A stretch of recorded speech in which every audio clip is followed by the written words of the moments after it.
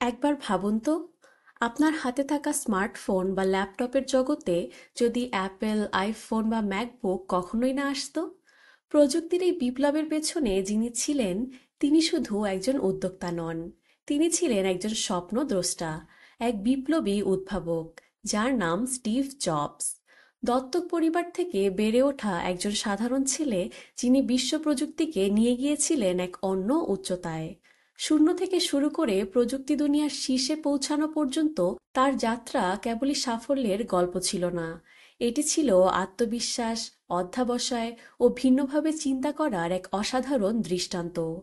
কিভাবে Steve jobs হয়ে উঠেছিলেন আধুনিক প্রযুক্তির এক অন্যতম পথপ্রদর্শক, আজ আমরা জানব সে সম্পর্কেই।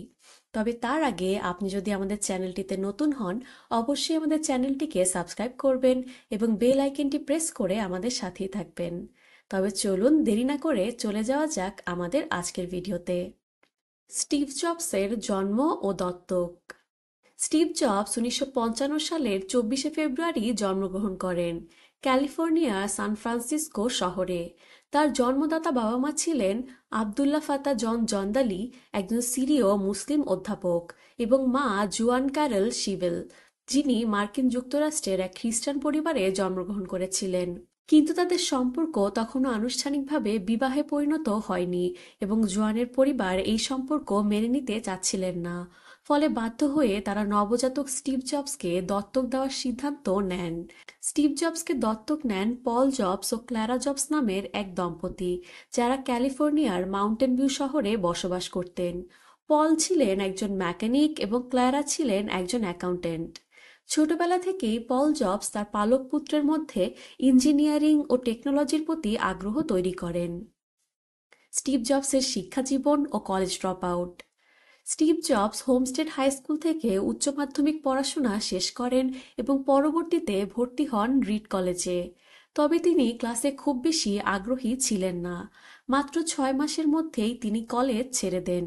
যদিও আনুষ্ঠানিকভাবে তিনি কলেজ ছেড়ে দিয়েছিলেন, তবুও রিড কলেজে তিনি থেকে গিয়েছিলেন এবং ক্যালিগ্রাফি ক্লাস সহ বিভিন্ন বিষয়ে অপ্রথাগত শিক্ষা গ্রহণ করেছিলেন, যা পরবর্তীতে ম্যাকিনটশ কম্পিউটারের টাইপোগ্রাফিতে গুরুত্বপূর্ণ ভূমিকা রেখেছিল। স্টিভ জবসের জন্ম ও দত্তক গ্রহণের ঘটনাটি তার জীবন ও ক্যারিয়ারের উপর বেশ প্রভাব ফেলেছিল। তিনি নিজেও একাধিকবার বলেছেন যে তার দত্তক গ্রহণ ও পরিবারের ভালোবাসা ছাড়া তিনি এত দূর আসতে পারতেন না। অ্যাপেলের জন্ম ও প্রযুক্তি বিপ্লব। স্টিভ জবস ও তার বন্ধু স্টিভ ওয়াজনিয়াক 1976 সালে অ্যাপল কম্পিউটার ইনকর্পোরেটেড প্রতিষ্ঠা করেন। তাদের যাত্রা শুরু হয় স্টিভ জবসের বাবা মায়ের গ্যারেজ থেকে, যেখানে তারা প্রথম কম্পিউটার অ্যাপল ওয়ান তৈরি করেন। তবে অ্যাপল সত্যিকার অর্থে প্রযুক্তি জগতে বিপ্লবী পদক্ষেপ নেয় অ্যাপল টু দিয়ে, যা বিশ্বের প্রথম সফল পার্সোনাল কম্পিউটার হিসেবে পরিচিতি লাভ করে। অ্যাপল টু কম্পিউটারটি গণমানুষের জন্য কম্পিউটার ব্যবহার সহজলভ্য করে তোলে। এটি বাণিজ্যিকভাবে সফল হয় এবং অ্যাপলকে প্রথমবারের মতো বিশ্বব্যাপী খ্যাতি অর্জনে সহায়তা করে। 1984 সালে অ্যাপল নতুন দিগন্ত উন্মোচন করে যখন তারা প্রথম ম্যাকিনটশ বাজারে আনে। এটি ছিল প্রথম কম্পিউটার যা গ্রাফিক্যাল ইউজার ইন্টারফেস বা জিইউআই দিয়ে চালিত ছিল। এর মাধ্যমে কম্পিউটার ব্যবহারের অভিজ্ঞতাকে এক নতুন উচ্চতায় নিয়ে যাওয়া হয়। ম্যাকিনটসের সাফল্য অ্যাপলকে প্রযুক্তি জগতে এক নতুন স্তরে নিয়ে যায়। তবে তখনকার শীর্ষ নির্বাহীদের সঙ্গে জবসের সম্পর্কের অবনতির কারণে 1995 সালে স্টিভ জবসকে অ্যাপল থেকে বের করে দেওয়া হয়। পুনরায় গমন ও আইকনিক উদ্ভাবন। অ্যাপল থেকে বেরিয়ে যাওয়ার পর স্টিভ জবস এনইএক্সটি নামক একটি প্রযুক্তি প্রতিষ্ঠান শুরু করেন, যেখানে তিনি উচ্চমানের ওয়ার্কস্টেশন কম্পিউটার তৈরি করেন। তবে তার সবচেয়ে বড় অর্জন ছিল পিক্সার স্টুডিও কিনে নেওয়া। পিক্সারের অধীনে জবস একটি নতুন যুগের সূচনা করেন অ্যানিমেশন দুনিয়ায়, এবং এর প্রথম বড় প্রকল্প ছিল টয় স্টোরি, যা 1995 সালে মুক্তি পেয়েছিল। এটি পৃথিবীর প্রথম পূর্ণদৈর্ঘ্য কম্পিউটার অ্যানিমেটেড ফিচার ফিল্ম হিসেবে ইতিহাস তৈরি করে। 1997 সালে যখন অ্যাপল আর্থিক সংকটে পড়েছিল এবং তাদের বাজারে অবস্থান নষ্ট হয়ে যাচ্ছিল, তখন স্টিভ জবস আবার অ্যাপলে ফিরে আসেন।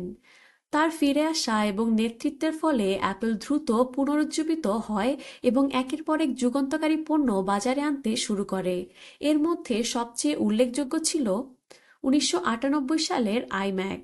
আধুনিক ডিজাইনে এই নতুন কম্পিউটার যা অ্যাপেলের প্রযুক্তি ও ডিজাইন উদ্ভাবনকে নতুন মাত্রা দিয়েছিল।